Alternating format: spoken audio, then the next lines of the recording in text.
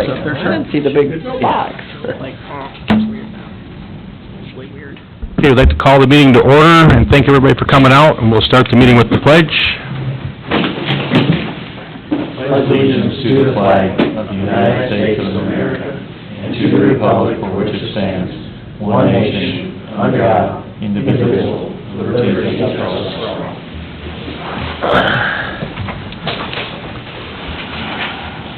All right, we'll start with the approval of the agenda, and if I could just remind council, make sure we speak into the microphone so that people that are watching on the tape can hear what we have to say. With that, the approval of the agenda, any changes, additions, Paul? I have none. No? Nope. Okay, I've got one on the consent agenda. I'd like to move, 2M and N, the billboard leases, move those to the attorney's report. We've got some clarification on those we'd like to have before we approve those. With that, you have one more? I-5, fairgrounds sewer charges, that would be a point of high five under my report. Okay, under the administrator's report, we'll add 5 for, fairgrounds utility charges.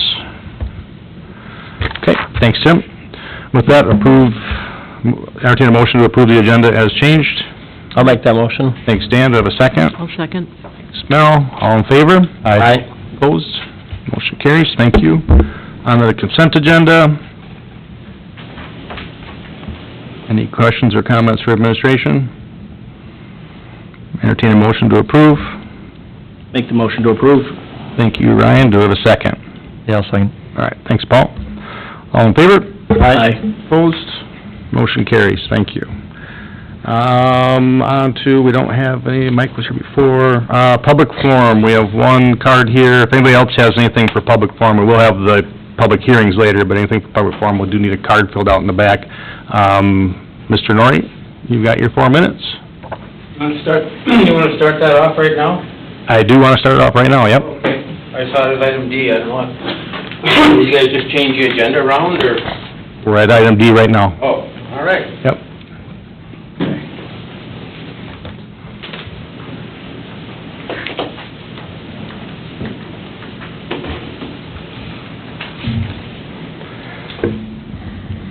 I'd like to thank the council and the zoning board, the city planner administration, for all the efforts to date spent on developing a new fence ordinance at the past 2 zoning board meetings in July and August. I appreciate your fast response and willingness to develop a new ordinance. We requested further discussions regarding the fence ordinance or any new ordinance only take place here at city council meetings and not at zoning meetings. Ordinance discussions, along with public hearings about ordinances being held before the elected board, the council here, provides a better outcome for the citizens of Casson and allows for a better informed council when voting. Based on the number of views on the city's YouTube channel, the number of views on the meetings in July, 115 people viewed the city council meeting, only 37 people have viewed the planning zoning meeting, which means there's a 300% increase in people that pay attention to what the city council is doing, so that is another reason why ordinance discussion, public hearings on ordinances are best suited for this venue. Due to the fact that an ordinance affects everyone in the city, I request that the city advertise an ordinance change, a public hearing relating to a new ordinance on the city website. I was just informed by Linda, it is on there. A great place for it would be under the news tab, because an ordinance that affects everybody is news. Post to Twitter, put on the city's Facebook, and have at least one community workshop where people can come together, sponsored by the city, someone from administration or council at the meeting, where people can just publicly talk back and forth with one another about something such as the ordinance you're going to be talking about tonight, the marijuana ordinance. And have 2 public hearings at city council meetings before the council votes on an ordinance. Just not one. Please have 2. Please go slow and allow for more people to get involved. I requested the city council, City of Casson, do community outreach and actively work to get community engagement as it relates to new ordinances or updates to ordinances. With that, the last thing I have is I would like to ask if you'd please provide an update on the fence ordinance tonight as to what's happened in the last 3 months at the different zoning board meeting hearings, and consider setting up a public hearing for September and October. Thank you. Thanks for your comments. Okay, I don't have any other cards, so we'll move on to E, public hearings. The first one is let me pull it up here, cannabis ordinance. We'll take comments from the public tonight, so we can use that in our decision-making going forward. With that, I'll open up the public hearing. If anybody would like to come forward, share your comments with the council, just state your name and address or organization you're with, and let us know what you have to say. So we'll open that up.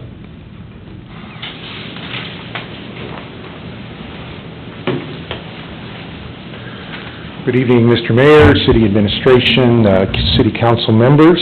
Thank you for allowing me to be here. My name is Johan Marsland. I live at 703 South Fork Place in Casson. I also run the Train a Child Center at 205 Manorville Avenue and the Church of the Nazarene. I also stand here to represent your Ecumenical Society in this discussion.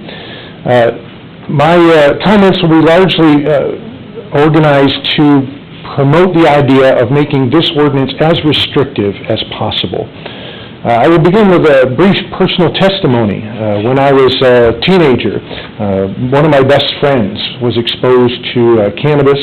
I lost him for a summer, and I almost lost him entirely to depression that came on because of his cannabis use. When his friend who had introduced him to cannabis moved away, it saved his life. The lack of availability to cannabis saved his life because he was able to quit because he didn't have availability to the drug anymore. I believe our state has made a grievous error in allowing this to become something so public and available that our young folks will be able to easily access it in any place. I read briefly over the ordinance as proposed. My suggestions would be to have as many fees as possible, as few locations as possible. I support the idea of going along with the county to say if there is already the minimum number required, then we do not allow any more, or we don't have to approve any more in our jurisdiction. This also comes from my own personal experience with marijuana. When I was in college, I got access to it, and it took away 5 years of my life. Thank God for my Lord Jesus Christ who saves me and delivers me from marijuana and alcohol addiction. I think that these substances should not be completely illegal, but they should be as restricted as possible. As a teacher in the school here, I can tell of 6 different students in the last 5 years who, upon starting use of marijuana, lost 4 or 5 months worth of curriculum development. I'm aware of their circumstance because I teach them directly, and one day they'll come in able to do something, and the next week what they were doing the prior week is no longer available, and I know what's going on with them, and I know to pull them in my office and say, hey, have you started using cannabis? Are you smoking pot? And 9 times out of 10, that's exactly what's happened. It has a very serious and deleterious effect on our youth. And while the law states that you can't have someone who is under the age of 21 smoking dope, everybody knows that if dope is nearby and available for sale, it's available to youth. So my strong recommendation, the recommendation from our Ecumenical Society is to the council, please, make this as restrictive as we absolutely can. Thank you for your time. Thanks, Ron.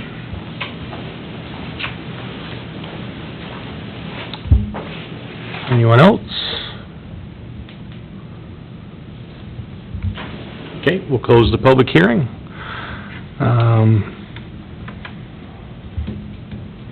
I thought we'd have a lot more people, so. So there's really no action for us to take tonight, but discussion, if anybody has anything they want to discuss, now is the time for this week, and then we'll bring it back to the next meeting. Well, and there's some red lines in here that I would be looking, seeking some guidance on, obviously not a finished version, but you've got things that are colored in red or in other colors that kind of discuss like the way it would be done. So I just want to see if there's any feedback, especially as we go towards the latter half of the document there. You've got, you know, kind of the, let's see here, you've got some restrictions on, for example, as mentioned, you know, would we like to set a limit on this jurisdictional number? So the jurisdiction may not restrict it completely, but we can restrict the number, for example, one registration for every 12,500 residents. That's in the draft.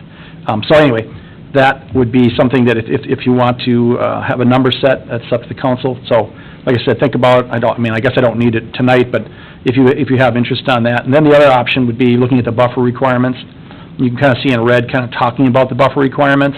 And then there's optional numbers that are suggested in there between 0 and 1,000 feet to a school, 0 and 500 to a daycare, 0 and 500 to a residential treatment facility, 0 to 500 for a playground or something like that. So basically, I'd be looking for some guidance on filling those gaps in where, you know, what do you guys think about it? I know, you know, Paul, you brought up before, in talking about tobacco, I think we have 300 feet is the number that's utilized in the tobacco ordinance. I think that's what's utilized between schools. So anyway, I guess I am seeking some feedback from you, whether you want to think about it tonight or look it over some more and email me, or if you want to have more discussion, it's certainly however the council feels they want to pursue it. Okay. Any feedback for Tim right now? Would it be better to have the restrictions more along the lines of, for feet and distance with alcohol, because it's more closely connected to it versus tobacco? Would that be better? The one where you got the residential treatment facility, I think that one should be more than 500. Sure. Yeah. You know, if you're gonna be... No, I mean, that's definitely one, when I read that, I was like, I don't know if yeah, I think you're right. I think, you know, that would be one where it might be good to have it. You know, part of it is because we do have these residential facilities that are kind of interspersed in town. You don't necessarily know that, I mean, from the street, you wouldn't necessarily know that it's a facility, outside of the fact that, you know, we may get a call or a letter saying, hey, we're gonna be putting this facility into this house or this building. So, no, I think that one's definitely one we could take a look at for a little bit larger distance gap. One thing to keep in mind is that, based on my reading of what's come down, now granted, the state continues to tweak things and will continue to do that over the next couple of years. If a business that currently exists or predates this, so for example, like, if you were to build a school after the, you know, distribution center, the dispensary already existed, it wouldn't require the closing of the dispensary. So it's not after the fact, it doesn't necessarily affect it, so. And this would also not, you know, I know we've talked about, you know, municipal retail, and I know at this time we're not pursuing that, which is fine. It would not affect that either. Like, if we set a cap, it wouldn't be a cap that would necessarily apply to a municipal facility if a future council would choose to pursue that. So, anyway, just something else to think about. Can I clarify that, Tim? So that means we could allow the liquor store to do it, but then there could also be another business? Yeah, that's right. Okay. Because Kathy has made comments that she does see the value in trying to... Well, I think she follows her association pretty closely, and a lot of the larger munis in the metro especially are looking at this. I think Lakeville and, you know, Coon Rapids, some of the larger towns up there are definitely looking at munis. I do follow one of the groups that the League of Minnesota Cities has as kind of a working group to study the municipal side of it. And I think some cities see it as a plus from the fact that they'll have greater control. You know, and I mean, there's pluses and minuses. You know, are you getting into a private business area? Is it something government should get involved in? Some of the councils up there see, hey, you know, we'll control it, you know. But anyway, plus the other thing you couldn't do, so like say we did have it, then yeah, you would, as you mentioned, you would still be able to, somebody else would still be able to have that allowance. Even if we only said you could have one in town, we couldn't restrict it by just our own. That wouldn't be able to be done, so. We could also say 0. Excuse me, we could also say we aren't gonna allow any. Well, I mean, you know, the county is required, I think population in Dodge County is like 21,000 or something like that. So the county overall, so I mean, for example, if we had one in Casson, and I mean, I think when I met with the other folks from the county, that they had indicated that if Casson had one, for example, the county board might not allow any other ones potentially. Now, that's up to the county board, or two, is it two? Okay, two. So, I mean, potentially you'd have to have, allow that number, but Sure. I think the county board outside of the municipal areas would tend to restrict it, as much as they can, so. One thing I did include in there is the areas. So originally, when I was thinking about this, I was thinking about retail, and that is relatively straightforward, whether it's good or bad. I'm not gonna, argue the state's role or whatever. But, like you said, liquor or tobacco, we have those regions set up. If you look in there, right under that red area, kind of, that was dealing with those distances, you can see the cultivation, and that's agricultural use and development holding. That'd be the only allowed area, because there's different permits that'll be allowed. I think it's up to 11 permits, different types of permits. So, cannabis manufacturer we'd be allowing in the I-1 and I-2 districts. Hemp manufacturer would be I-1 and I-2, which is our industrial units. Wholesale would be I-1, I-2, C1, C2, C3, and then the retail is in, I believe that's in the C districts as well. 1, 2, and 3. So, and then you've got transportation and cannabis delivery that have a little broader with the I-1s, or the I districts and the C districts. So, we've kind of had to broaden our scope, because we know it would potentially not just be a retail, it could also be a manufacturer or something like that, whether it's hemp or cannabis itself. The other thing, for example, like, you could restrict the operation hours if you chose to do so. You could restrict it to a certain period of time during the day if that's something the council wanted to do. You can do some restrictions on signage if you'd like to do that. So, anyway, just let me know, I guess, if you have other feedback tonight, I'll take it gladly. Otherwise, you can see the areas that are in color, those are the ones that'll require some additional completion. And these are completely separate from the ability to grow it at home, correct? That's correct. So we could do as much as we want to restrict it, business-wise, but we won't have that same ability for growing, correct? That's correct. For the So- individual basis. For Individual the basis. commercial basis, we can. We can control the commercial base, but we have no control over what someone does within their own home, so it's, really comes down to how much you want to profit off it versus restrict it.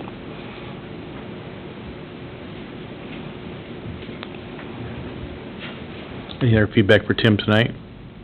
No, anything? I just reiterated, I'd like to, when we fill in all these numbers, I would like to have a comparison with our tobacco and the alcohol ones, a good idea too, Consistency. to see, where we would be standing relative to those current ordinances. Sure, no, I hear you, and we can certainly, what I'll do is, for one of our future meetings, I'll have them, and we can do a side-by-side.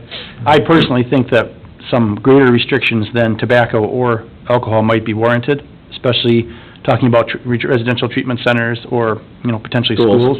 But that certainly is up to the council, whatever you guys decide to do, so It's already, that's just my personal view. But anyways, that's all I've got on that. it's everywhere already, before any of this. Okay. Anything else for Tim on that? Okay, thanks, everybody. On to the second public hearing on the floodplain ordinance update. So that is E2 in your packet. Let me get that pulled up here. So there is a draft floodplain ordinance with updates for 2024. The floodplain people like to send great big packages of mail to me with all these maps. I give them to Tim, so. I'll just speak to this a little bit. Now, this has been rewritten and reviewed by the folks from FEMA and the folks from the DNR, and they have given a consent or blessing to what we have here as a draft. Basically, what would be required is then, if council chooses to approve this tonight, then we would send that finalized draft along with a couple other documents they would like us to fill out and sign up to the state of Minnesota, to the DNR. I don't foresee there being a lot of issues. Our map did not change dramatically, but they do require this floodplain ordinance to be redone every 10 years or however often they do the FEMA maps. I think it seems like it's a little bit more than 10 years, but it's supposed to be 10 years. But I think 1986 was the old one, and now they use the GIS from 2010 for what it's worth, so that's already 14 years old in the FEMA map. So anyway. Okay, with that, we'll open the public hearing. If there's anyone who'd like to speak on that, please come forward.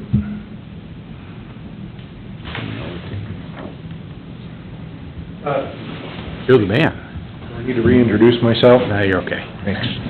I haven't seen the map and I haven't been able to find it. I know the property that I have for the school is probably right on that fringe. Is there a publicly available copy of that map? I mean, I think we have a copy here at City Hall, if you'd like to come in and view that. Is one available for review tonight? It kind of affects the comments I would have. I mean, you can depending on find it, where we Linda, he can take a look at it fall. tonight. Okay. If it's not too much trouble. Nope. That's sure, she'll take a look for you. All right? Super. I'll sit down then. You bet. Thanks, Johan. Should we wait to close the public? Okay, with that, we'll close the public hearing. Are there any comments on that? Oh, okay, yep, you bet.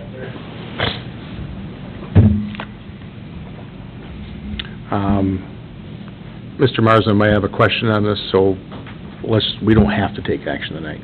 We do need to approve it, it's required before September. I think For September 1st? Yeah, I That's think the date. they want it in pretty much in Okay. September. We might be able to have it on the 11th, but I would suggest we do it tonight. Okay, all right.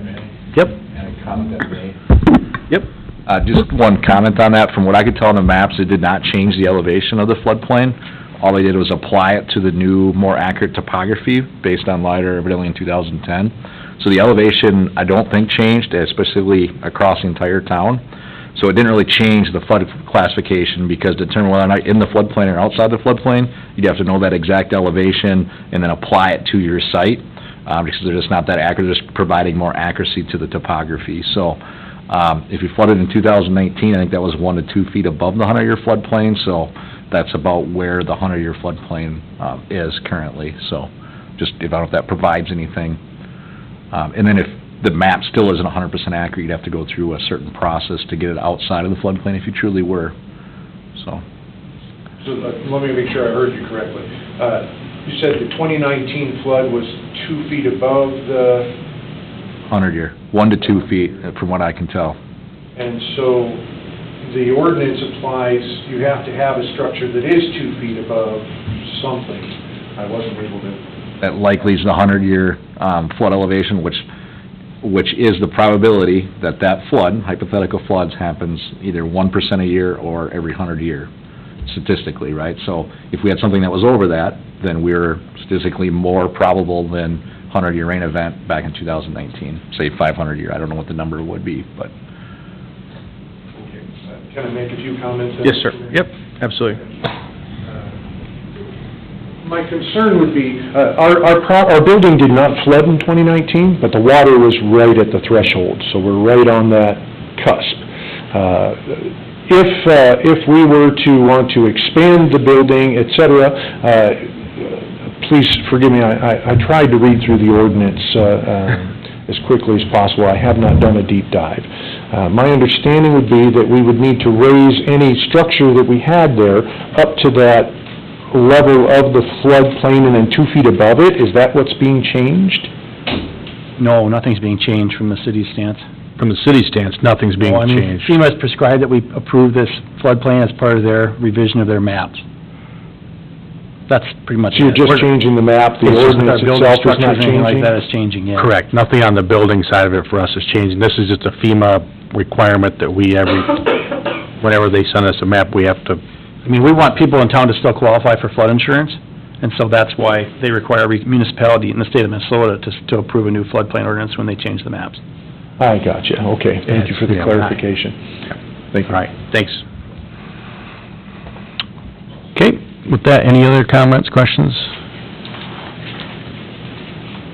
Okay, I will ask I'll entertain a motion to approve the floodplain ordinance update for 2024. I will make that motion to approve. Thanks, Ryan. Do I have a second? I will second that. Thanks, Dan. Any further discussion? All in favor? Aye. Opposed? Motion carries. Thank you. Okay, on to old business. Number 1, garbage and recycling, for the municipal account. Tim? Sure. As you were well aware, let's see, it would have been last month, we had a quick look at this. You've got that information in your packet again. You've got Aspen, LRS, Harders, and then our current bill with Waste Management. You've got those items in your packet for your review. I think staff took a look at this. I worked with Ashley on it, so I appreciate her help with that, getting this information. And there were 2 numbers that were lower. It was Aspen and The other one was LRS, so you can kind of see the numbers in there. Now, those are based off of longer-term commitments. I know with Harder's, their number is higher, but they do have a shorter-term commitment. So, it's up to the council how you'd like to proceed. Staff have indicated they're very interested in moving on from our current vendor, due to the service. Okay. This isn't one that we have to take a lowest bid, because we're not going out. We're going out for bids, but we're, No, we requested these quotes. yeah, so we don't have to. I think, there is, to me, if you have a responsible bidder, I would recommend taking the lower number. Yeah. I don't see why you wouldn't, but that certainly is up to the councils. Yeah. I just know if we were required to. All right, and anybody else have comments or questions on these? Mike, I didn't see it in there, but if, on the 3-year contracts, is there a yearly increase? They indicated, all the companies indicated there would be some yearly increase. I think, one of the numbers that I heard is between 5% and 6% a year. Okay. unless I missed it, one of the big differences between the two was that, I believe LRS was proposing to only pick up at Veterans Park seasonally, and the Aspen quote does not indicate that it's seasonal.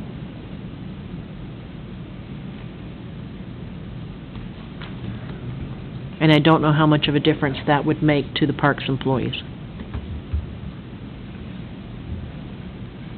Yeah, it's one time monthly. Anyone else is not loading now? It's not loading at all. There it is.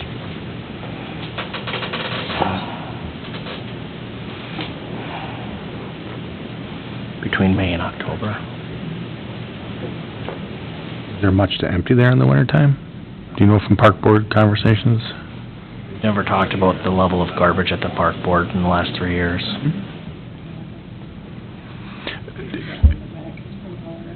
Can you clarify that? I'm sorry, what was the question? So what was the question?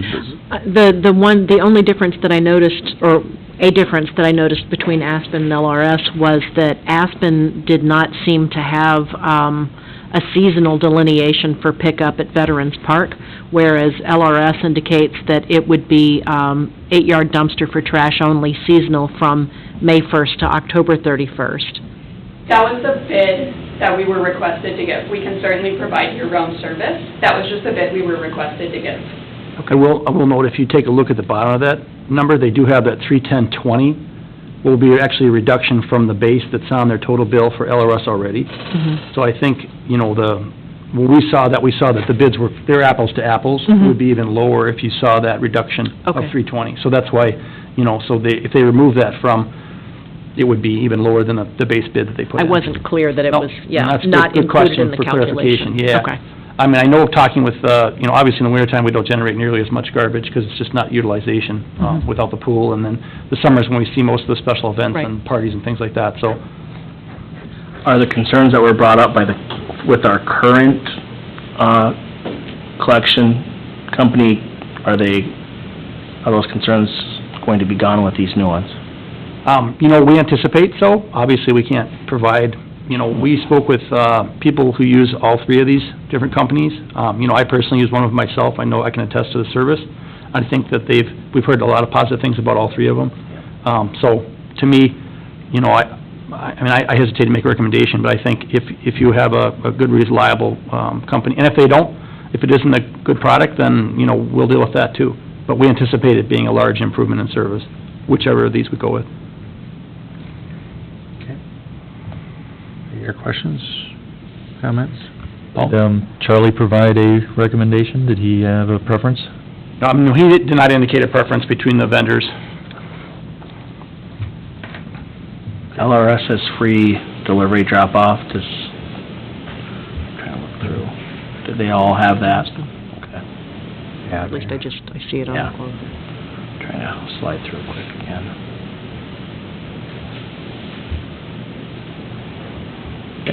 Dan, anything? Nope. Okay. Well, we got what we asked for, so I'll entertain a motion. So I do believe we need to make a change. So on LRS is the low bidder. So, I'd make the motion that we would switch to LRS. Okay. Being it's the lowest bidder and they're, seamless, you know, I'll second. Dan and then Mel. Okay, thank you, Mel. Any other discussion? Okay, all in favor? Aye? Opposed? Motion carries. No. Mel was, yep. Okay, thank you, and thanks everybody for the bids, we appreciate it. Look forward to seeing the change we got coming, so.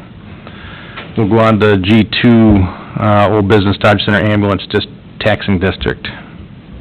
So I don't have a lot of updates for you. I did have a little write-up in my packet about it, my report. They did have a meeting. Appreciate Councilmember Ferris for being there. Unfortunately, I was a little late to the beginning of it, but I think the gist is that trying to work through the creation of this district, and at the end of it, the biggest issue is how do we have the representation levels for all the different members. We've discussed that here at the board's level before, and the council's input to me was that they felt if we're going to be bearing the majority of the cost, then there should be certainly an eye on making sure that our residents in Casson are properly represented. And I think that, I know one of the other communities that's in this group has had that conversation with their council, and they're uncomfortable with having anything other than a straight split of 4 members, 4 votes. So, and I mean, Councilmember Ferris can speak to that in more detail if she'd like, I think. Yeah, that was pretty clearly stated, I think, at that meeting, that one community did feel very strongly, and that their representative didn't feel like they were going to budge, but that they would take it back and discuss it again. So that seemed to be the impasse at the last meeting. I am going to attend the next meeting as well, just to see if anything has changed. Was there any, was there any discussion about how Casson would get a stronger weight in this, say? Sure, I'm curious. I think there were 2 options they kind of discussed. One would be on certain issues like a bonus vote, you know, so instead of having 1 vote, there'd be 2 votes potentially assigned to the Casson In the event representative. it's not unanimous, or? Yeah, and the other option would be sort of a veto option that Casson would have, might be able to kind of veto a budgetary decision. I guess those were the ones I recall. Yeah. Yeah, I mean, so that's kind of they were not comfortable with assigning it by weighting. So Right. we're paying 60% of the cost. They weren't comfortable assigning 60% of the voting power to the member, which, you know, I certainly understand. You know, everyone's got a different perception of how it should go. But yeah, I think that was, the other issue is that, you know, if you go per capita person, it gets to be a very unwieldy board if you try to have more than, you know, that'd be the whole problem would be, well, if we said, okay, you know, there's 100% of the people in Casson's got 6 of them, so 6 out of 10 members should be from Casson. Well, how do you try to manage a 10-person board? That just is not an effective way to do it, especially when, according to state statute, the members of this board have to be council members. They have to be elected officials. So, you can't have staff that are a part of the board either. So, I mean, certain town, a small town has 5 council members. Well, we have 5 council members.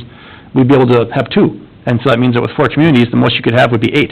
And then how does that work with the numbers? So it gets to be kind of a mishmash. But I think that's, at the end of the day, a lot of the other documents, I think we're agreeable to having Dodge Center manage the service for the group, for the association. That's what they're currently doing, at least for the time being. I think that the group was, that makes sense. So they would be able to keep the ambulance license, they'd be able to keep that service in their name. I think, I understand well how the practical application of assets and the split would be done. So, the assets that they currently have would be continuing to be owned by Dodge Center. Assets going forward that were acquired by the taxing district would belong to the taxing district, which would mean that if in the future some communities chose to opt out of the, agreement, and there is an opt-out, it takes a little while, but there would be, the taxing district would purchase those assets, or that share of the assets from the, the partner, the group. So, at the end of the day, I think that's, the big sticking point is, how do we make the voting strength work, and I guess, thinking over, I guess, at the end of the day, most of the time, you're not gonna have a huge issue, and the problem is that as it goes along, people are gonna be more and more divorced from the initial catalyst for the problem. And so, 10 years from now, they may go, hey, forget this, we're done with it, whereas I think, our council recognizes that we want to have strong ambulance service in our area. So I do think that there needs to be some kind of, I think the veto, to me, maybe is the most sensible. kind of way of doing it, but that's certainly up to the council. And I think that was the proposal that the one community did agree that they would take back to their council and rediscuss, was the possibility of a veto. So we'll see what they say at the next meeting, I suppose. Which community? I probably shouldn't say? Or should I say? It was Claremont. Okay. You know, it's I wasn't sure if it was...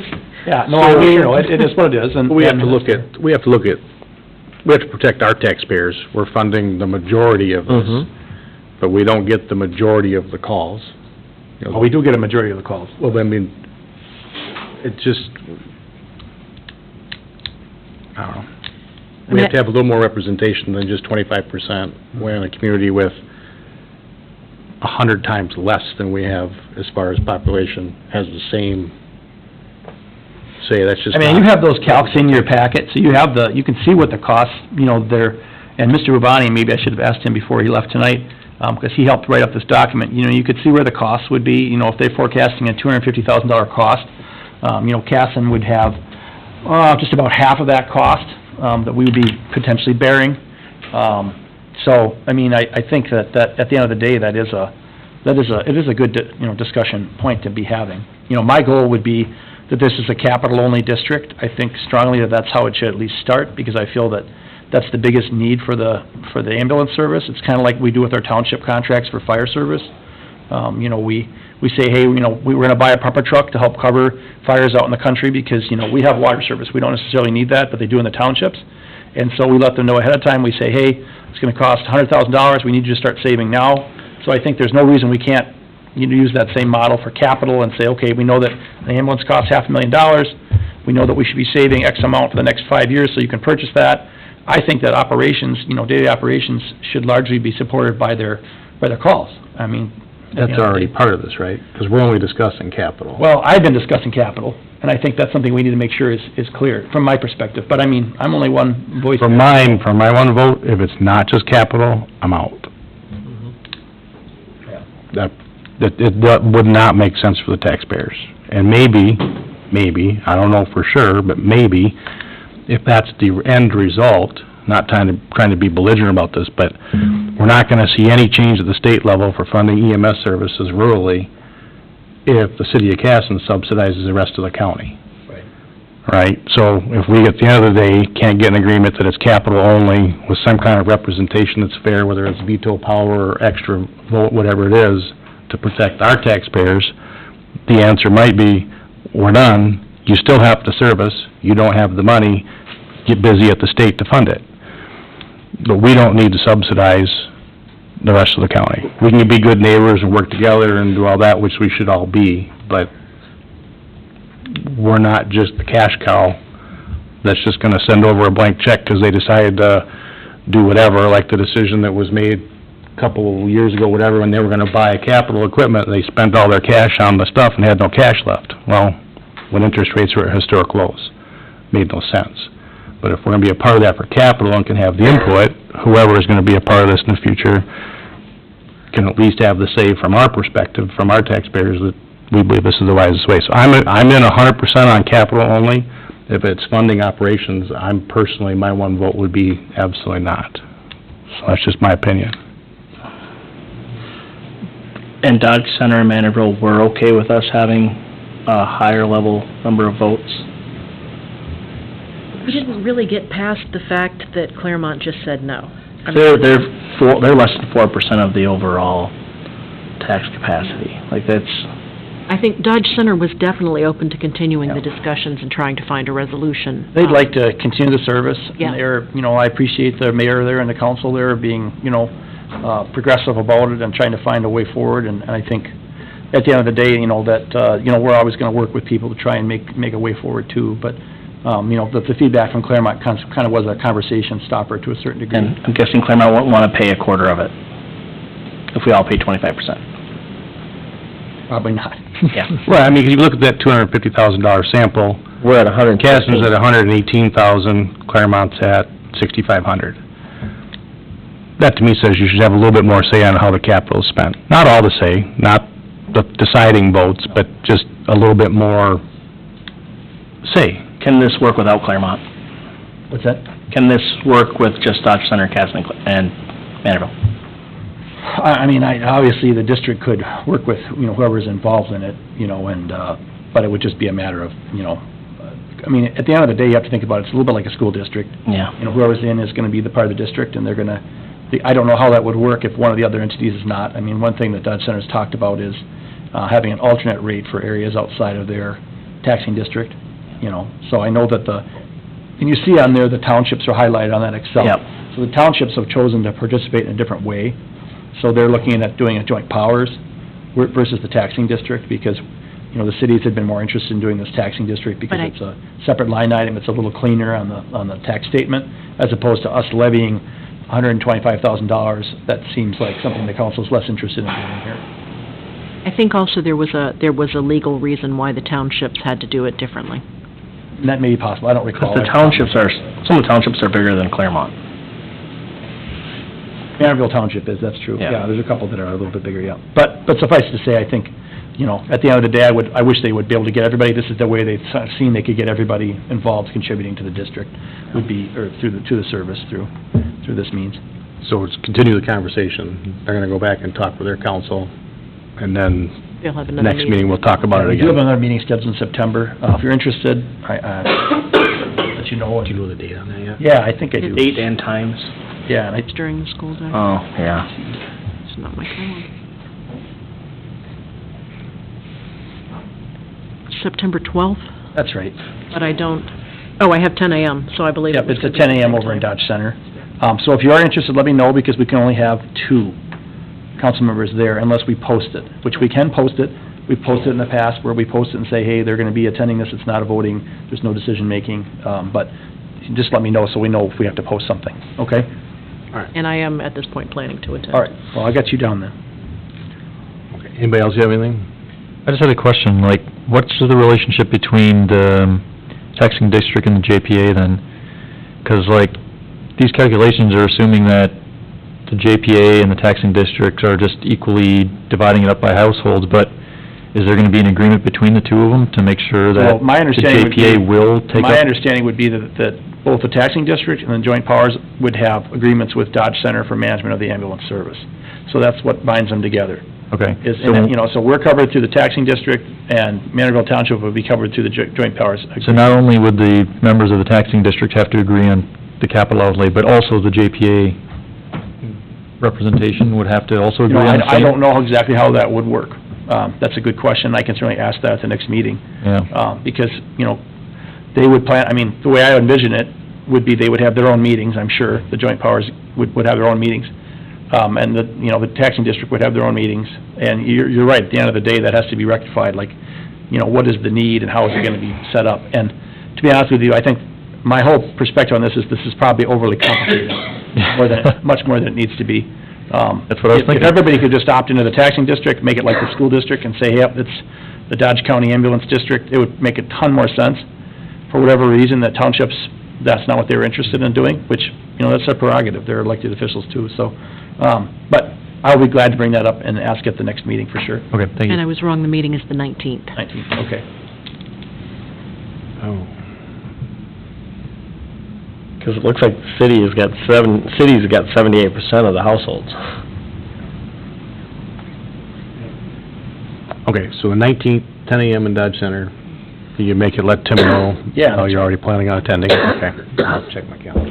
Okay. Okay, any other questions or comments on that?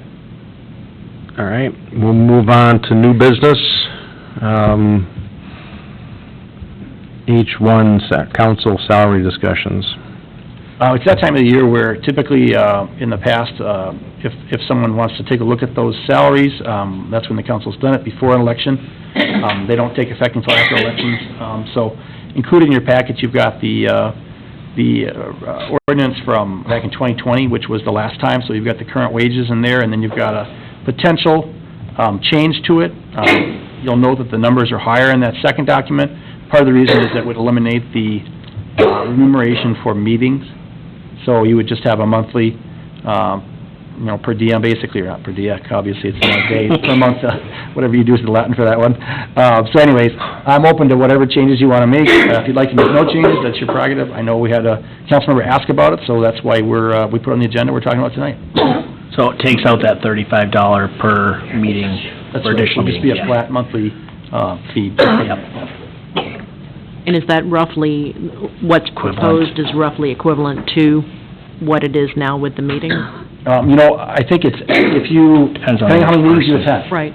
Someone who attends all, I think 35 meetings or something like that you're eligible for, it would be less if you're going forward. It would be, but somebody who attends no meetings outside of council, it would be a substantial increase. So there's a little bit of a trade-off. And there are some committees that meet quite often, And there are some that meet much more regularly, there's some that don't don't. meet at all. Yeah, not at all, but not often. Bless you. So it's up to the council. So rule of thumb, though, we have to make that change before elections so that, if somebody wants to vote on it, they can. But it wouldn't take effect until January of next year. And it says also that it's monthly instead of, Once again, that's something that's an option. Yeah. We could do a monthly check, or, we could do as we do, which is, right now, we do the first half and we do the second half. Yeah. That's just, somebody missed enough meetings, they would have to pay into the city? So sub 3 talks about reducing by $250 per meeting on excused missed. Yeah, if there's unexcused absences, that's what a lot of cities are doing. Could you? A lot of small towns are seeing people who get elected who don't participate, and so they end up, it's a penalty basically for not, for missing too many meetings. Because let's just say 4,800 divided by 12, $200 a month, right? 2,500? 250. $400. 400, okay. I don't teach math. I do, sorry. Sorry. Not proving it today. You miss 2 meetings in a month, you would owe the city money? If they're unexcused. If they're unexcused absences. Yeah, Potentially. Potentially. I mean, because you were elected to do a job. yeah. And that, once again, this. Well, we haven't had an issue with unexcused absences, have we? Yeah, no. No. I'll give my 2 cents. But I'm gonna be gone in 4 months, so it doesn't really matter, right? So, I'm not a big fan of government elected officials voting themselves a raise. Something's always bothered me with that. But I do think the state of Minnesota's failed small towns because you don't do that. I mean, the salary's been the same for years and years and years. The only thing that changed in 2020 was the extra pay for long meetings. Other than that, the pay's been the same for years. I think it should be indexed to something that just takes place, whether you index it to some kind of a percentage of the CPI every year, or we do labor negotiations and we negotiate cost of living increases. The council's pay goes up by half of whatever the cost of living increase is for the employees that year. So if we have a 5% cost of living contract for the employees that we've negotiated, the council's salaries go up by 2.5%. Half of them, some kind of a fraction of that. That way it's not any specific council saying, yeah, we're giving ourselves a raise, or giving the next people a raise, or whatever it might be. It's keeping up with inflation like everything else. So that's just my 2 cents. Again, I'm gone in 4 months, so. And part of it too, what Tim had mentioned earlier, people, the imbalance of meetings, some get, some don't, that was kind of why I was looking at the change of making it one fee instead of monthly fee, plus then, you don't have to keep track of your months, and the staff doesn't have to keep track of your monthly meetings. And not that it happens, but down the road it could happen. You could say you keep going to meetings, and if you're not there. No, I can see all kinds of good reasons. I'm just sharing my opinion. Yeah. I don't like the idea, but that's just me. The increase could help promote the concept of running for city council. You have some single parents that have to get evening daycare. If they wanted to run for council and it's more to offset that cost, there's a lot of meetings outside of just these 2 we do a month that could impact them, running or not. And we see on the ballot right now, we have 2 people running for 2 open spots. Maybe that's a good thing, we're hopefully doing a good job, but if you don't get enough people like Manorville, you're gonna have an open seat after an election. How's that process gonna go? And to the end of you can't, you vote on these things to take place after the election, and this is hindsight. Maybe this is a better discussion for 2 years from now to have before the filing period closes. Because right now, we have 3 unopposed seats, just circumstantially the way it is, and now we do this, and Yep. before the election, well, what's that mean? Unless there's a huge write-in campaign because somebody's really ticked off that next year the council's gonna make an extra, I think, $120, whereas by the time you take the meeting stuff out of it, it's the same or less. Doesn't really Yeah. afford someone to say, hey, I don't like that, I'm gonna run because of that, which would be a wrong reason to run, but that's, so, anyway, those are just my points of feedback, and Can we allow for public input at another meeting on this? Yeah. Just like we do an ordinance change, like we'd want to promote that and have people come talk about it and, absolutely. yeah, because ultimately it's their tax dollars, we want to hear what they have to say. Or we make a decision. We can certainly add it as a public hearing, maybe in September. And it may be to the mayor's point, it may be, too late for next year, really. It might be a good discussion just to have. I think the point about linking it to some kind of, and obviously each council's different and they can change the rules, but I do think, if you said, okay, cost of living is 3%, we're gonna do a 3% increase, I think it's something that, like you said, maybe you would have more people who are interested because it is a cost to, have people watch your kids or just miss work. I know sometimes, people have to leave work to come to do the meetings and stuff like that. So, it's a fair thing. It's not unusual. I know in Rochester, obviously, that's not the best example. Those guys are making, $85,000 a year, so it's not the same, obviously, but, we're not gonna pay $85,000 a year, I'm afraid, but, otherwise, you guys got a lot of work to do if we do that, but, no. I think that we certainly could see what the public's interested in and maybe continue to work on this process going forward.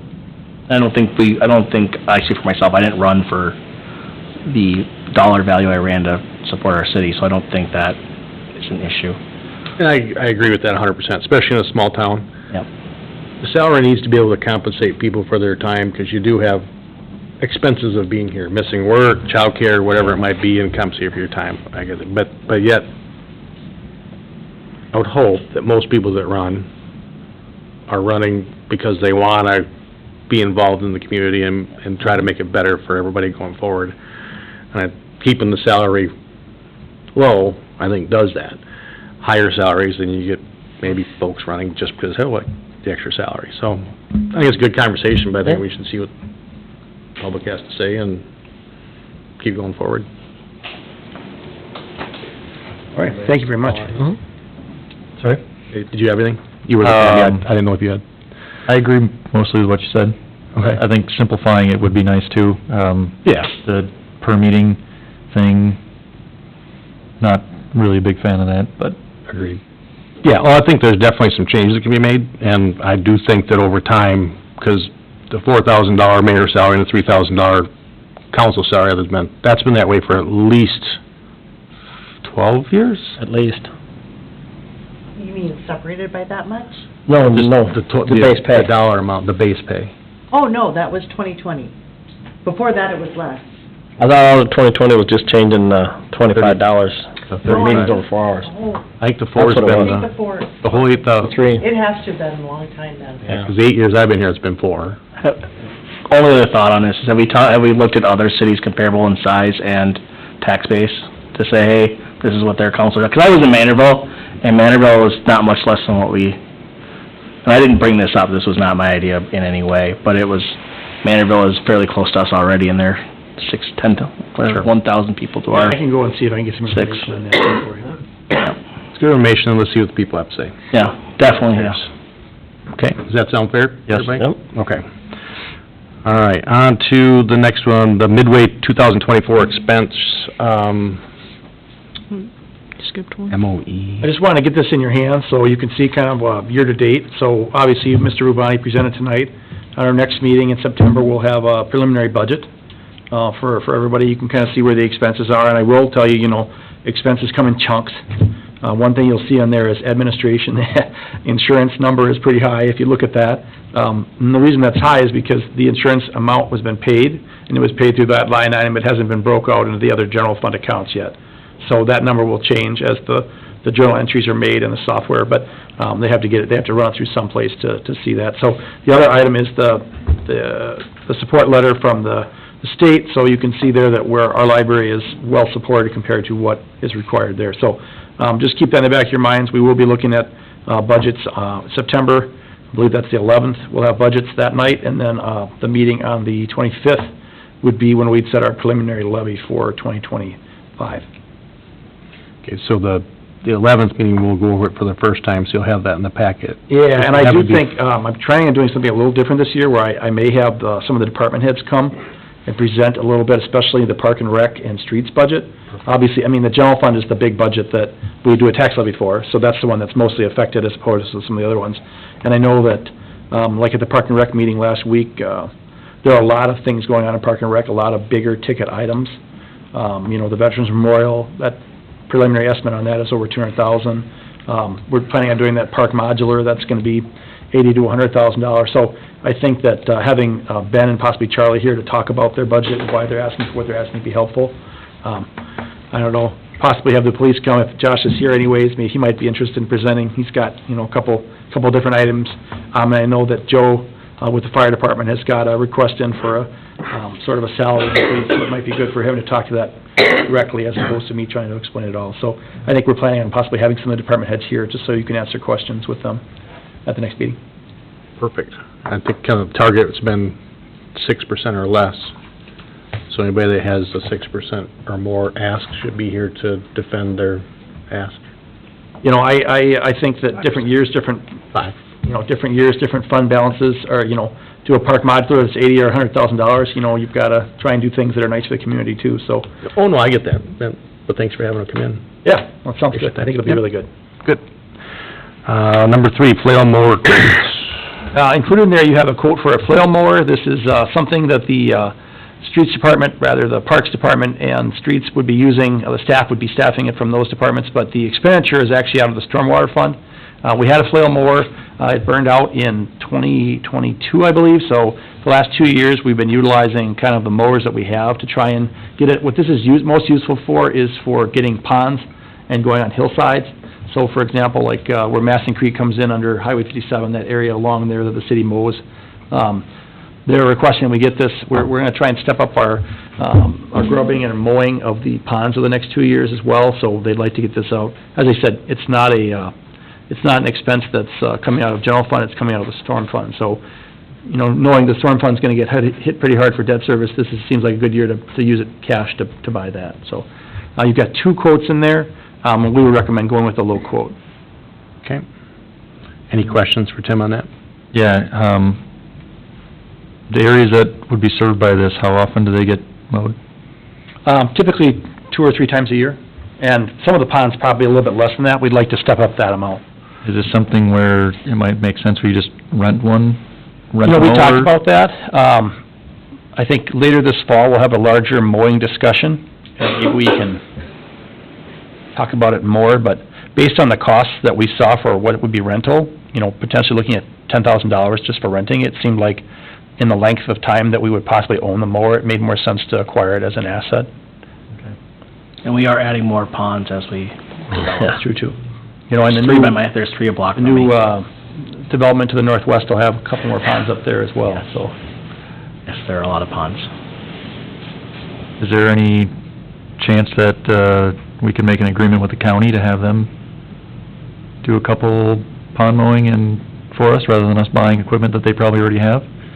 I can certainly check on that if you'd like. Have they mowed non-county property in the past for us?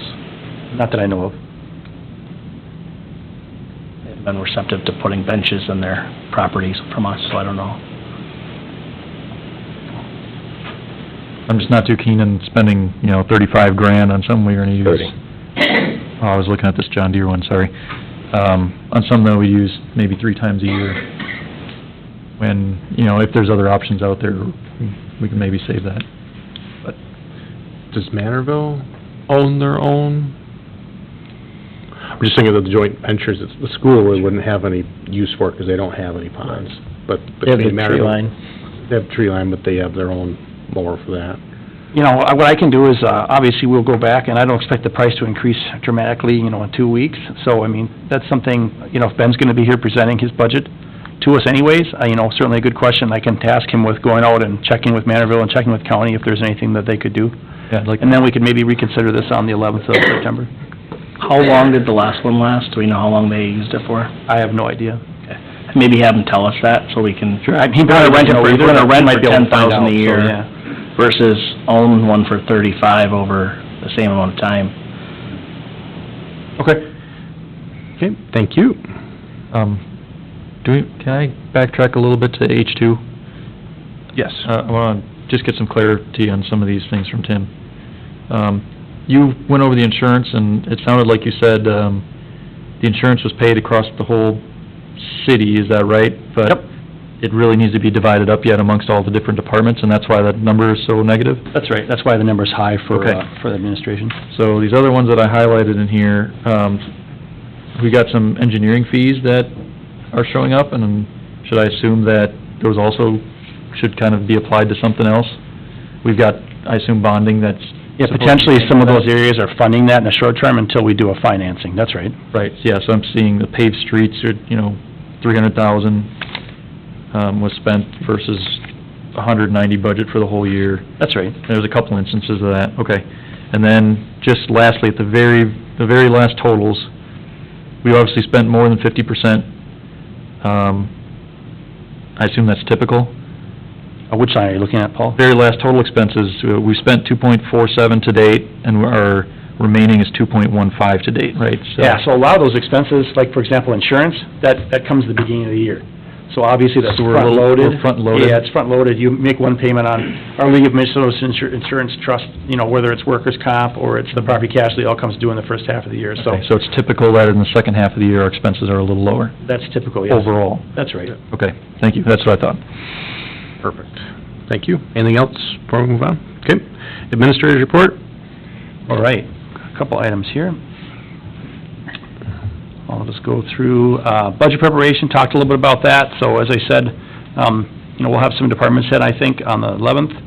This year, I'm kind of looking at it as a wage and benefit year. We had our debt service last year that increased. This year, I don't anticipate the debt service to go up. It may have just dropped just a tiny bit, but the wages, as you know, and the benefits will go up.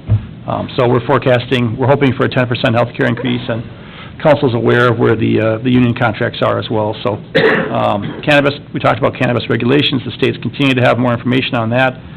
It's just gonna keep being tweaked until, probably forever, because they, I know I was reading about Denver and Colorado, they've had that for 5 years, and they're still changing the law every year, just to see what comes up, because you don't know what's gonna come up. Primary election, thank you to all the election judges, all the volunteers, paid volunteers, but still they're volunteering their time and not getting a lot of compensation. I know it was a long day. I think do we have 400 votes, Linda? Do we have, I think we had just over 400 votes. So it was I think it was like a 9% turnout, so it was not a high turnout, there was not a lot on the ballot, but we appreciate the people who help with that, and it's a good practice run for us. We expect a lot higher turnout, obviously, in November, so. Talked about that Dodge County Ambulance District Festival in the park, I think went extremely well this year, from everything I've been told.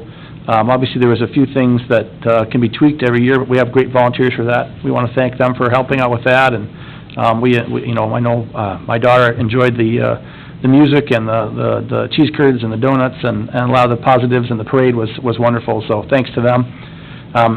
Mr. Rubai touched on this. I did attend a evaluation and bonding meeting from Fiscal Futures with the League of Minnesota Cities, and they had representatives from State Department of Revenue, and then Senator Rest, who is the chair of the tax committee. So they indicated they're seeing between 5 and 10% increases in valuation. A lot of that is on the sort of bottom half of the residential market. So houses that are, 200,000, or maybe they were 100,000 10 years ago, now they're selling for 225. I think we've seen that kind of along Highway 57 in Casson here, where some of those houses, it's an entry point where somebody can afford to buy it still, because they can't afford the bigger house. So that's where we're seeing a lot of valuation, biggest jumps. And then Park and Rec, we had some, I think, a really good meeting. A lot of good folks were there from the pickleball group here in town here. They're interested in adding some more courts.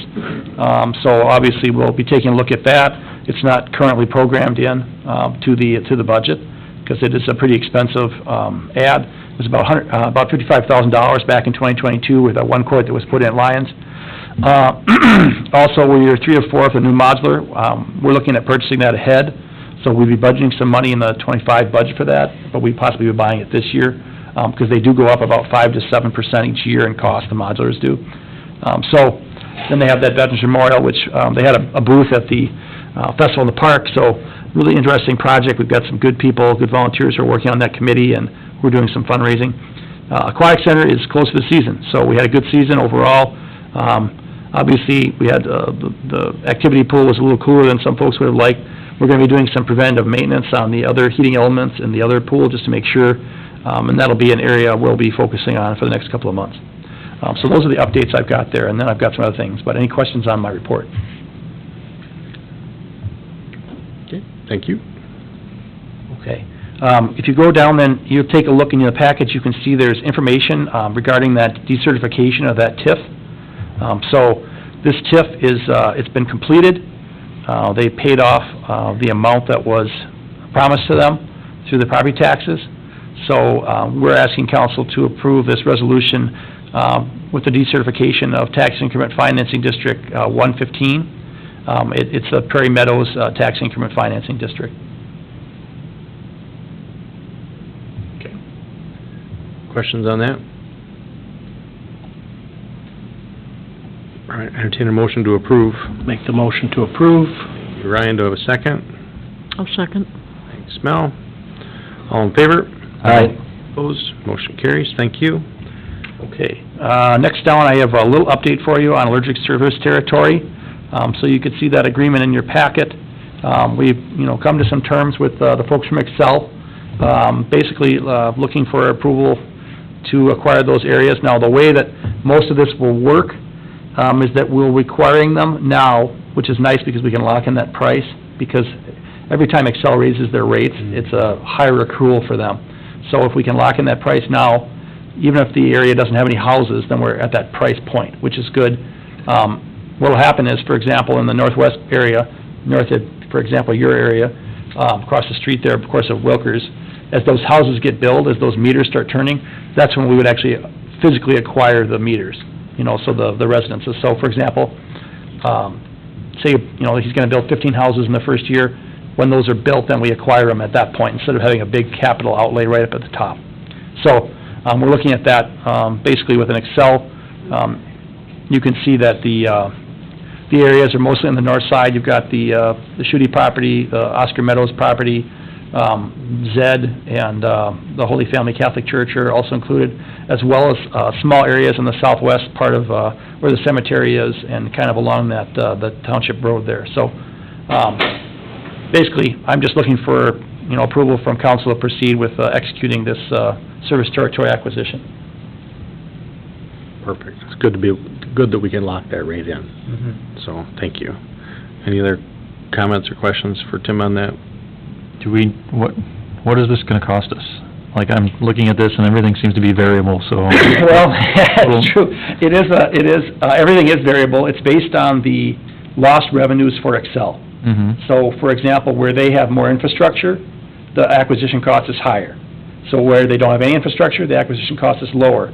And there's a couple, for example, with Zed and with Holy Family, they just said, you can acquire it, and we want 10 years of revenue, which means that what we're gonna do is, each year, we're gonna track, the usage of kilowatt hours, and then we'll apply that mill rate multiplier. In your packet, there's a sheet on mill rates. I just included that tonight, so if there's any questions about that. But we'll apply that mill rate that they've asked us to apply, and then every year, we'll just cut them a check at the end of the year and say, okay, over 12 months, they used X amount of power times this mill rate, here's the payment for this year. And I'm not sure, because they have numbers from Zed, because they serve it currently, and they have numbers from Holy Family, so I would have thought they could have given us a firm number, but they chose not to. So, to your point, it is a little bit different, because there's gonna be different costs. Part of it is assuming a certain number of homes. For example, we have a preliminary plat for the Oscar Meadows subdivision, so we have a good idea of how many houses are gonna be built there. If a different subdivision comes into a different area and it has greater density or less density, it could reduce the number or increase the amount that we pay per service.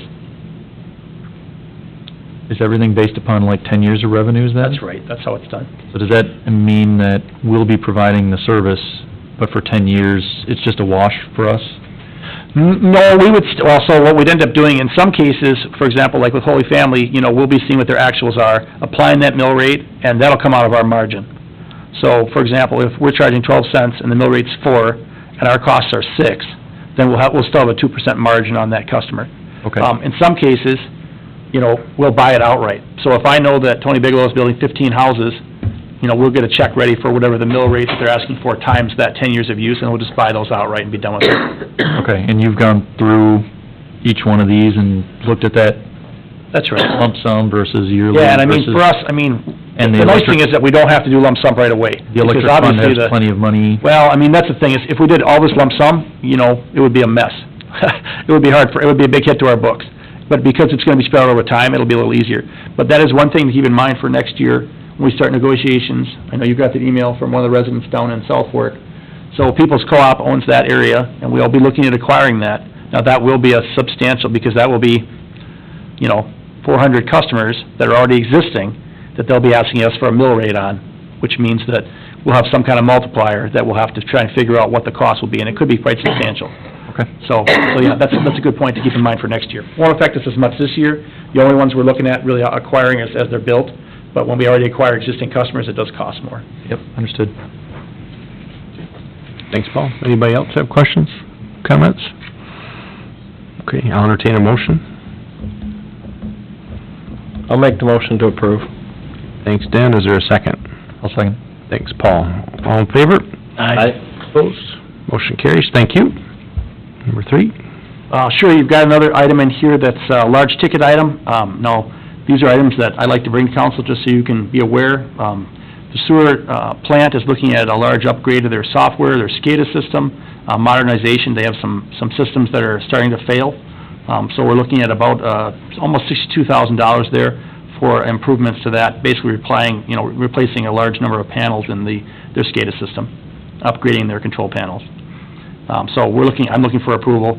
It's gonna come out of his budget, means that, some of the other items he might have spent in that line won't happen this year, but Dave Olson and Charlie feel this is the highest priority for them in their maintenance budget this year, so. Okay, thank you. Without controls, it doesn't work. And we need the sewer plant to work. That's right. The issue would be if this did fail now, it's not likely to fail right away, but if it did fail, we would have to station someone at the plant until it's replaced. So, the trade-off of paying somebody for 24/7 coverage versus getting the panel replaced when we know it's gonna have to be replaced at some point seems like a good win. Do they have an idea, you never do, but how long it might last versus? Well, and that's part of the issue too, is right now, they talk with their vendor, and they can probably get this in the next 12 weeks. But that's because a lot of the items are on the shelf. With the lead times for some of these items, their concern is that if they wait too long and it does fail, then they have potentially one item that needs to still be, acquired, but it's having to come from China, and it takes, it's gotten better, the supply chain stuff. Mm-hmm. But there is a possibility that you might have, 3 or 4 months where you'd still have to wait for something. So I think that's why they feel like it might be a good idea to do it now before it goes into failure. Any other questions? Okay, I'll entertain a motion to approve. I'll make the motion. Thanks, Mel. Do I have a second? I'll second. Thanks, Ryan. All in favor? Aye.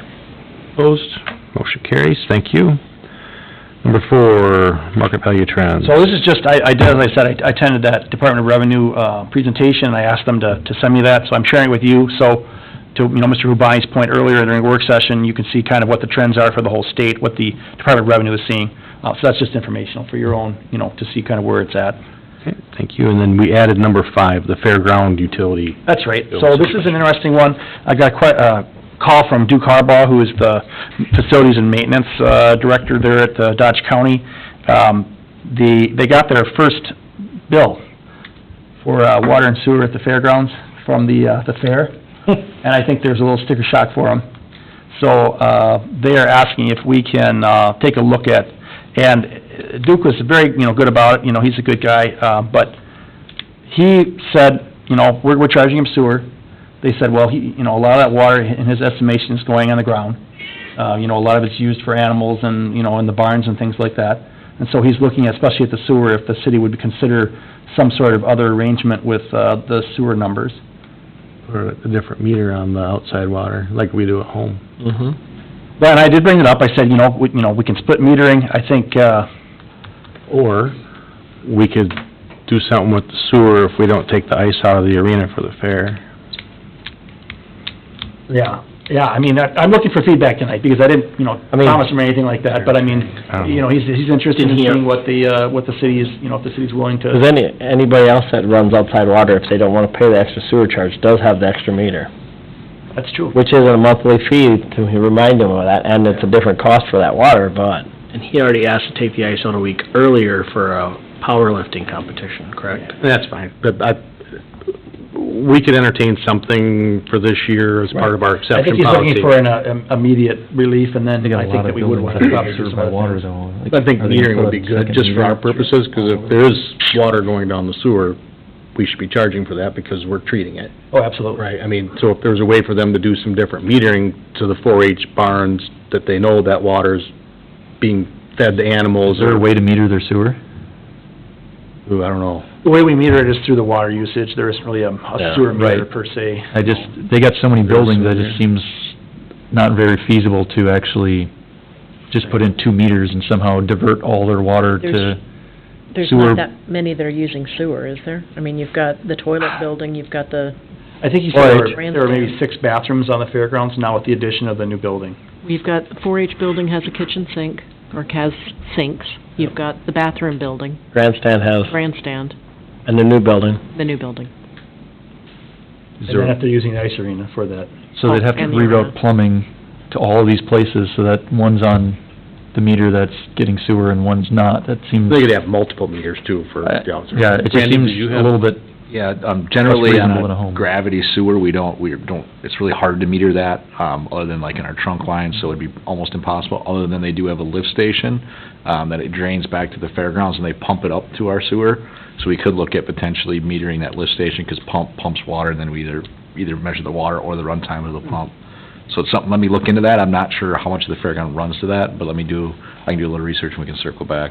The metering thing's probably not gonna happen. They just ran Sure. water lines around and it goes kind of everywhere, so. If you could figure that out and lift Yeah, it let as me soon look as at that. possible, just get an estimate. And I'm not opposed to an accommodation, because just go give it the eye test. We know that the water's not all going down the Oh, sewer yeah. that they use at the fairgrounds for the fair. And they're hosing off animals, and they're, Yeah, and they just rebuilt their system and put that meter in. That's probably why they're now getting metered. I think they put 20-some yard hydrants throughout the facility that I'm assuming none of that water's getting Goes into to the the sewer. sewer, so. I mean, one of the questions Seems at least that, reasonable. utility billing brought up is, well, if we're gonna say, let's cut their sewer in half, should we then be charging them a storm fee? Because, that is going into the ground, and I don't know if we wanna, look at that.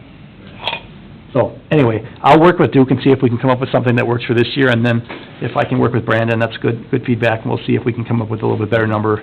I mean, realistically, I told Duke, I said, after a year, we're gonna know what your normal number is gonna be per month, because, you're gonna have weddings, you're gonna have your events, so we'll see, like, okay, you're using 5,000 gallons. Okay, well, for the month of July, you used 40,000. Obviously, there's something we could come up with that would be a better solution Well, probably, too. and during any time they have any grandstand events, if they're out on the track, they're watering that track. Sure. there's a lot of water that doesn't go down the sewer. I think that comes out of a separate meter. I think there's another meter within the track that doesn't go to the meter that they probably have. I'd be curious on how they're billed, though. If they must have multiple meters then. They do have multiple meters, that's right. I'd be curious to know that too, because then that one should be, if that's all dumping on the ground, then that one definitely That would should be be. just water only. We should talk about that tomorrow at our staff meeting. So how about we just, staff investigates this, come back with whatever, some kind of accommodation, we're Recommendation. willing to work with them, we Out of understand. curiosity, how big was the sticker? What's that? How big was their sticker? For the sewer bill, I think it was $843. It's not bad. No, I didn't think it was that bad, but Not for a they're fairground. used to paying $40 for the fair, so it's, Okay. Well, I'm just getting an idea of, That counting. there was some sort of meter on their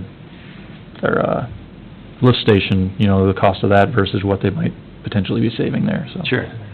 Is that counting the water it took to fill the ice rink back up? No. No.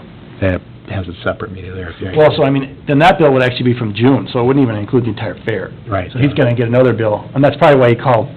'Cause Part the of big this bill's is, coming. I don't wanna get into it between the fair board and the county either, because Yeah. Duke got this bill, not the fair board, and I think that's why he was like, well, he only has so much ability to charge it to the Fair Board. You know, they don't really have a, so anyway. His big one's coming. Right. We'll we'll do some checking, and they'll get their next bill. We'll know after we bill this month, and then we'll work with them on seeing some kind of a solution for them. Great. So thank you very much for the feedback. Okay, thanks, Tim. Thanks, Brandon. All right, on to, and did you have any updates or anything? Nope, nothing formal. Obviously, we're ramping up for next year as we saw at our work session. All right, good, thank you. Personnel, number one, the Bolin resignation, that is in your packet from Kendra. Due to circumstances, she's not gonna be able to come back to work, so she is resigning, so I'll entertain a motion to accept that resignation. I'll make the motion. Thanks, Mel. Do we have a second? I'll second that. Thanks, Dan. All in favor? Aye. Opposed? Motion carries. Thank you. And then number two, I just have one question on that. So it's a letter from, regarding probationary firefighter Danny Zastro, about not being out of the department anymore. It says there's no, service to the city of Casson and the Casson Fire Department is no longer needed, and that his employment as a Casson firefighter will end effective August 11th. So what does that mean exactly, no longer needed? I thought we were... Well, my understanding was that, that he possibly didn't meet the criteria that was laid out for him as an employee, as a fire department member. Okay. That makes sense. All right, any questions on that at all? We'll thank him for his training for the past year or two, and entertain a motion to accept his removal. Thanks, Ryan. Do I have a second? I'll second. Thanks, Mel. All in favor? Aye. Opposed? Motion carries. Thank you. Number three, Fire Department firefighter Campbell, resignation as lieutenant, so he's just resigning from the officer position, but still staying on the fire department. Are there any questions on his letter? If not, entertain a motion to approve. I'll make the motion. Thanks, Mel. Do I have a second? Second. Thanks, Ryan. All in favor? Aye. Aye. Opposed? Motion carries. Thanks to Mr. Campbell for his service as an officer. Then we have number four, circulation technician, whoops. Are we approving that we're gonna give him permission to vacate or to fill that? Oh, was that part of the same? That's part of that same letter, but I didn't know if that was a second item. You know, I wanna make sure They we're... vacated the lieutenant position, so they're gonna post internally for that. I think that would just be the natural Okay, cause. I just wanted to make sure that... We'll have to approve whoever they interview and bring as a recommendation, so I think that's... Okay, And I I just think- wanted to clarify that. The other thing he's asking is if it's only the same applicants that they already have interviewed, could they skip interviewing this time, is my take on the wording. I think that's just part of the replacement process. They still have to recommend to us for approval, I would say. That's, unless you have different, you're good with that? Okay, good point, though. Circulation technician recommendation. Mel, do you have anything on that since library board? The library board is very excited to request the approval of this hire. Okay. So they're recommending to approve the hiring of Gretchen Dowdy for the job of position of circulation technician. So with that, to be hired at grade 6, step 1 at $22.78 per hour, starting September 3rd. I'll entertain a motion to approve. I'll make that motion. Thanks, Dan. Do we have a second? Second. Thanks, Ryan. All in favor? Aye. Opposed? Motion carries. Thank you. We're gonna go to the attorney's, report. We moved off of the consent agenda, items M and N for the billboard leases. The attorney has an update on those before we would approve them. Yeah, I just noticed that there was language included in one of them that didn't get into the other one, and it's, in paragraph 4 of the lease for number, L501623. In subpart B of that paragraph, it says, to relocate its sign on the premises not acquired, and include, what it should say is, it should say, to a mutually agreeable place or location. And so that was included on the 624 lease, and it just didn't get into the 623 lease.